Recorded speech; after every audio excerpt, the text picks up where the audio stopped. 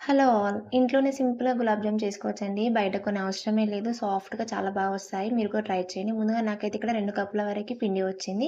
2 కప్పుల వరకి పిండి వేసుకొని కొద్ది కొద్దిగా పాలు పోసుకొని సాఫ్ట్‌గా కలుపుకోండి. ఈ విధంగా సాఫ్ట్‌గా కలుపుకున్నాక కొంచెం నెయ్యి కూడా యాడ్ చేయండి. ఇంకా స్మూత్‌గా వస్తుంది.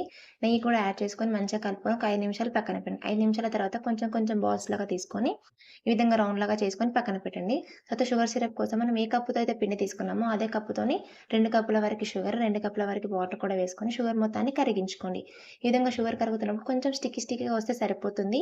తీగ పాకం ఇట్లా రావాల్సిన అవసరం లేదు. కొంచెం స్టిక్కీగా వచ్చిన తర్వాత 1 టీ స్పూన్ వరకి ఇలాచి పౌడర్ వేసి బాగా కలుపుకొని, పాకం చిక్కబడకుండా ఉండడానికి కొంచెం నిమ్మరసం కూడా యాడ్ చేసుకొని స్టవ్ ఆఫ్ చేసి పక్కన పెట్టండి. ఆయిల్ హీట్ అయిన తర్వాత బాల్స్‌లా చేసుకున్నాం కదా! సో, అవన్నీ వేసుకొని గోల్డ్ కలర్ వచ్చే వరకు లో ఫ్లేమ్‌లో ఫ్రై చేసుకుంటే సరిపోతుంది. ఈ విధంగా ఫ్రై చేసుకున్నాక గోరువెచ్చని పాకంలో వేసుకొని ఒక 20 మినిట్స్ ఉంచితే సరిపోతుందండి. చాలా అంటే చాలా సింపుల్ ప్రాసెస్. ట్రై చేయండి. వీడియో నచ్చితే లైక్ చేయండి, సబ్స్క్రైబ్ చేసుకోండి.